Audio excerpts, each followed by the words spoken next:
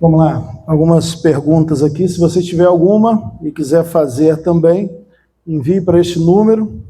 A primeira delas é sobre a questão da disciplina. Como se concilia essa possibilidade do crente ser surpreendido pelo pecado com a excomunhão imediata como apresentada em 1 Coríntios 5? Como podemos discernir que nós estamos sendo brandos ou lentos demais, ou severos e rápidos demais enquanto igreja? Tem dois tipos de disciplina, uma que a gente encontra em 1 Coríntios 5, outra que a gente encontra em Mateus 18. Mateus 18 é dividido em duas abordagens, disciplina instrutiva e corretiva. O que é disciplina instrutiva? Um irmão pecou contra você, você vai lá, instrui seu irmão e você resgata seu irmão. Ou seja, a disciplina instrutiva, ela é o discipulado. O que quer dizer? Você está o tempo todo caminhando com pessoas, as pessoas estão caminhando com você vê mutuamente pecados acontecendo, você restaura essas pessoas, as pessoas se arrependem e está tudo certo. Envolveu somente uma pessoa, Mateus 18, certo? Uma pessoa envolvida. Se essa pessoa ela não se arrepender do seu pecado, você passa para uma segunda fase, que é o quê? Contar para 2 ou 3. Se ela continua impenitente, você conta aí para os líderes da igreja e depois para a igreja. Aí você entra em uma segunda disciplina, que é a corretiva. Ou seja, aquele pecador, ele está intransigente, ele não está vendo que é um pecado, ele não quer se arrepender daquele pecado. Isso é Mateus 18. Então, a instrutiva é discipulado na igreja, o tempo todo, a gente ajudando uns aos outros, se arrependendo mutuamente. A corretiva é aquele impenitente, aquele cara que abandonou a fé. Aí você faz a disciplina corretiva. 1 Coríntios 5 é um outro tipo de disciplina. É aquele cara que ele já vive no pecado de forma corriqueira. Ou seja, é aquele cara que roubou a igreja durante 15 anos. E ele é descoberto. Aquele cara você chama para o arrependimento? Não, porque ele é um ladrão. Lá em 1 Coríntios 5 já é aquela pessoa que o pecado define ela. Ele já é o adúltero porque ele tem 2 famílias já há 10 anos. Ele já é o ladrão porque ele já faz isso há muito tempo. O que você faz com ele? Tira ele imediatamente da igreja. Porque ele já é aquele pecado que ele está cometendo. E por mais que ele possa vir se arrepender, os frutos vão demorar muito mais do que aquele que está vendo em Mateus 18. Mateus 18 é aquele que está dentro da igreja, que é surpreendido pelo pecado, vai confronta ele, se arrepende e está tudo certo. Está tudo certo. 1 Coríntios 5 é outro caso. É um lobo que está dentro da igreja que você precisa tirar ele naquele momento para ele não devorar a membresia. Diferente. Então são 2 tipos aí. São só esses 2 casos de disciplina que aparecem na Escritura. Mateus 18 e 1 Coríntios 5. E acredito também que a fragilidade que a gente tem na doutrina da disciplina vai nos levar sempre a imaginar a disciplina como essa disciplina que você vai tirar da comunhão. Quando na realidade a disciplina está acontecendo a todo tempo. Exatamente. A palavra está sendo pregada no domingo à noite, estamos sendo disciplinados. Quando você fala em Gálatas aqui, e você fala de alguém ser surpreendido, e você enxerga que alguém foi surpreendido, já deixa ali na entrelinha que você está caminhando com essa pessoa. Isso é Mateus 18, é o tempo todo, é o discipulado, né? É o discipulado. Aquele que é surpreendido, é o tempo todo você vendo, você sendo visto também, você é surpreendido. Aí aplica Mateus 18, que é aquele discipulado cristão instrutivo, de você identificar pecado, ajudar aquela pessoa a se arrepender, ela vai, no processo de santificação, ela vai se tornar mais madura na fé cristã, e tá tudo certo, você não vai compartilhar com uma segunda pessoa, você não vai envolver líder, você vai caminhar com ela em discipulado pessoal, é isso daí. E quando fala aqui, né, sobre como discernir se está sendo brando ou lento, ou muito severo e rápido, vai partir também da visão do discipulado, né? Porque se você está discipulando e caminhando com alguém, você nunca vai ser lento demais, você vai estar do lado, você vai combater isso daí, você vai ajudar. Agora é interessante que 2 Coríntios vai tratar de um caso de trazer a pessoa novamente. Alguns comentaristas dizem, né, que pode ser o caso de 1 Coríntios 5. E é interessante, diz, olha, nós disciplinamos e agora nós precisamos abraçá-lo novamente para que a tristeza não tome conta do coração e ele de fato se perca. Então, mesmo a disciplina do ladrão ou do adúltero, quando trabalhada dentro de uma igreja e o amor, né, ele é trabalhado para com aquela pessoa, ela pode ser restaurada a comunhão. E aí a sabedoria é não botar ele novamente como tesoureiro. Né? Exatamente. Mas o princípio é esse, né? Você uma vez que você deu os passos corretos de disciplina com aquela pessoa sai da igreja, e aí é assim, né? A gente está falando de forma bem rápida aqui, a gente podia explorar mais, né? Então pode talvez estar confundindo a cabeça de algumas pessoas, mas o que eu diria, né? A partir do momento que você aplica a disciplina eclesiástica, não quer dizer que você está falando que aquela pessoa vai para o inferno. O que você está dizendo é que nós, como igreja, não conseguimos mais comprovar e testificar que aquela pessoa é um cristão verdadeiro pelos atos dela. Quando essa pessoa sai da membresia, a primeira coisa que a gente faz é pregar o evangelho para essa pessoa. Sim. E se a gente entende como igreja que aquele não é um cristão verdadeiro, a gente vai pregar o evangelho para que ele se converta. E se ele se converter, segundo Coríntios, traz ele de volta. Traz ele de volta agora com um cristão, novamente, né? E aí você tem a sabedoria bíblica de saber as questões que ele passou, que ele teve no passado, para ajudar a não ser uma tentação para ele, óbvio, né? E aí a gente cuida dessa forma. Com relação ao nosso tempo sendo escasso, a insistência até que ponto insiste em caminhar com alguém sem enxergar ali que aquela pessoa ela está respondendo a essa insistência. Então, até que ponto a gente insiste ou não, e deixando de insistir com essa, você vai discipular e cuidar de uma outra pessoa. Não podemos cuidar de todos, nosso tempo é escasso. Qual a medida aí de sabedoria para caminhar com alguém? Bom, eu acho que depende de caso para caso. Se for um caso muito objetivo, aquela pessoa, num caso objetivo, por exemplo, aquela pessoa, ele é um mentiroso. Eu contei uma história para você e contei uma outra história para o Guilherme. Eu menti. Se eu estou falando que eu não menti numa coisa objetiva, o tempo, você vai deixar um tempo para o Espírito Santo trabalhar. Biblicamente você vai mostrar, mentira é pecado. Né? Você vai trabalhar com ele. Se a pessoa continua insistindo, você chega num limite de a pessoa não entender uma coisa assim, óbvia das Escrituras. Aí você tem que partir já para os próximos passos. Agora, se for uma coisa mais subjetiva, às vezes uma pessoa é uma pessoa irada, ela tem um jeito mais, ele não se controla em algumas situações, é uma pessoa, sabe, é meio vulnerável em algumas situações, aí você tem que ter mais calma, tem que trabalhar, se ela está disposta a mudar, tem algum vício, né? Às vezes a pessoa tem um vício, ela sabe que é errado, mas ela continua voltando para aquele vício, lutando, né? Lutando para aquele vício. Mas ela sabe que é errado, aí você tem que caminhar com ela, com paciência, né? Porque ela entendeu o princípio de ser cristão, que é viver em arrependimento. E entendendo também, aqui a pergunta pelo menos coloca irmão, então entende-se que é alguém de dentro da comunidade, que se após essa pessoa for confrontada por um pecado e ela se tornar impenitente, ela já entra na relação de Mateus capítulo 18, né? Porque ela vai precisar se arrepender. Uhum. Então, é um caso de que somos irmãos e há um pecado e a gente está tentando caminhar com alguém e essa pessoa não quer caminhar, ela continua agarrada a esse pecado sem o arrependimento, aí Mateus 18 entra em ação, irmãos. Há alguma forma prática de fomentar a cultura de discipulado na igreja? Que tipo de perguntas, por exemplo, fazer para buscarem aproximação intencional com meus irmãos em conversas informais, como entrar na vida pessoal intencionalmente, sem parecer invasivo, principalmente com irmãos mais reservados? Eu preciso ser sincero com vocês em dizer que para esse ano de 2026, lá na Igreja da Trindade, a grande ênfase nossa vai ser o discipulado.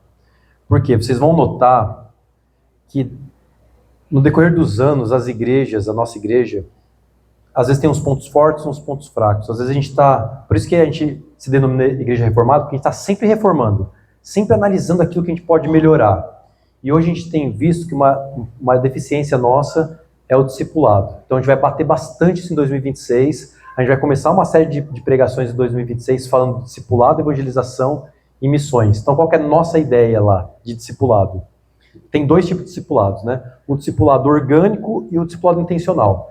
No discipulado intencional, a gente está pensando em grupos de discipulado mesmo, ou seja, homens, mulheres, jovens.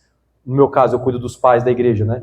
Os pais, líderes, mães com bebê pequeno, solteiros. Então você tem vários grupos de discipulado, ou seja, pessoas que caminham juntas num momento de vida que elas precisam uma das outras para ajudar nesses desafios da vida. Esse é os grupos de discipulado que a gente tem lá, que a gente vai agora fomentar mais, porque a gente está mudando uma estrutura nossa lá. O segundo é aquele que você vai pedir para as pessoas caminharem com outras intencionalmente. Você vai marcar, cara, pelo menos uma vez por mês para caminhar com alguma pessoa, orar com aquela pessoa, compartilhar pedidos com aquela pessoa, sabe? Entender qual que é o momento dela. E aí a gente vai pedir para todos os membros da igreja estar pelo menos com uma pessoa, podendo ser mais, mas pelo menos uma pessoa. Então esse é o nosso trabalho. Então 2 grupos de discipulado, naquele momento que a pessoa está vivendo, né, que a gente já identificou o que a gente já tem esses grupos, a gente está adicionando mais e estamos reforçando agora para 2026 isso. Vamos começar com pregação primeiro. Toda nova iniciativa que você vê que você precisa trabalhar, você começa do púlpito, né? Primeira coisa, começar pregando para a igreja, é isso que tem que fazer.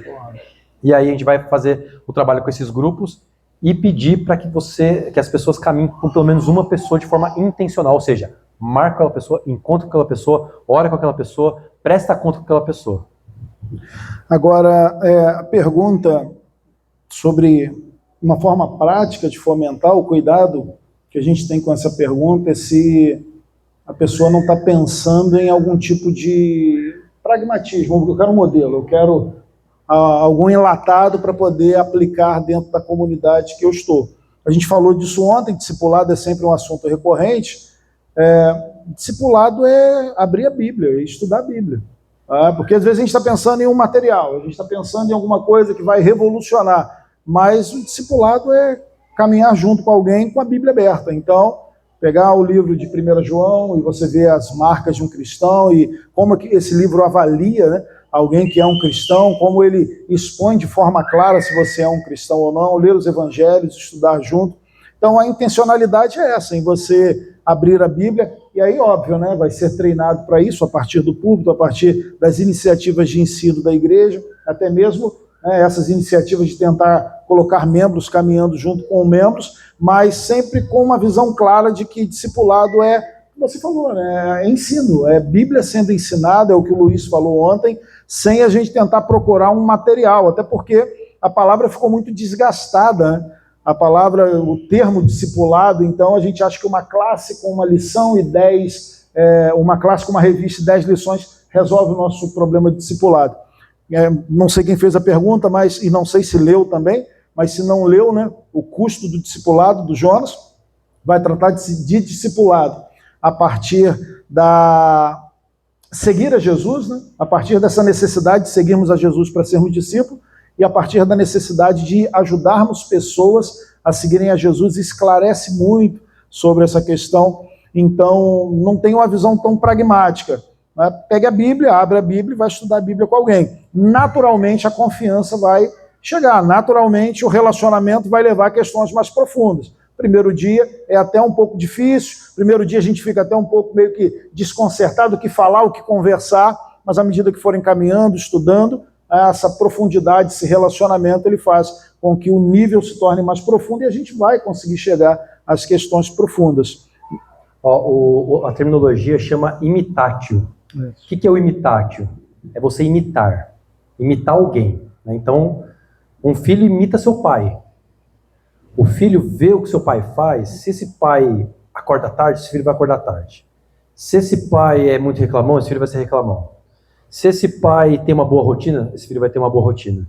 Se esse pai é palmeirense, o filho infelizmente vai ser palmeirense. Se esse pai é São Paulino, graças a Deus o filho vai ser São Paulino. E assim por diante.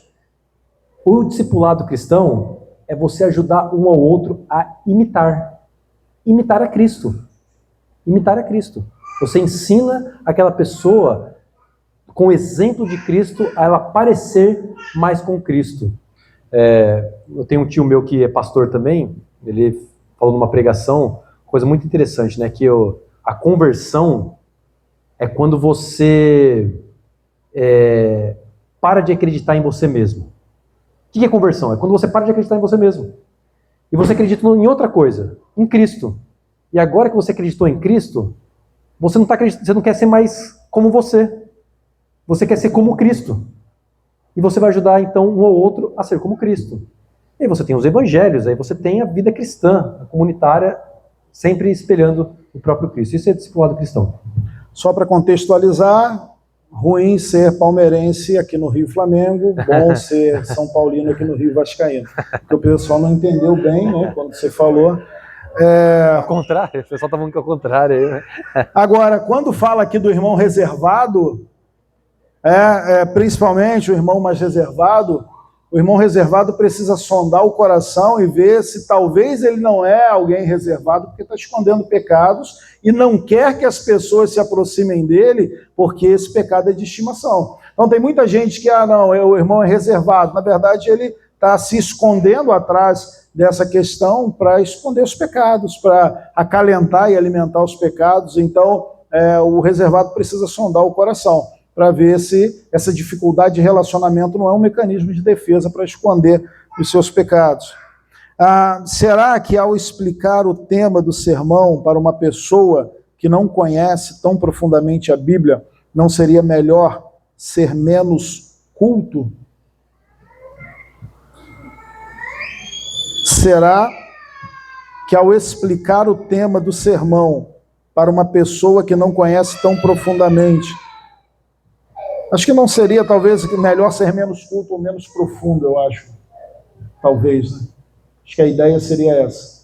A pergunta da pessoa Ao explicar o tema, né, do sermão, vamos pensar num sermão profundo, igual o de hoje, Sim. Eu tenho que ser mais simples. Talvez fosse melhor ser simples Sim. do que menos culto, né, porque a pessoa não tem conhecimento. Eu acho que é isso. Culto no sentido de letrado, é isso aí. Entendi. Assim, eu acho que... Vai depender, né? Depende, eu acho, da situação, né?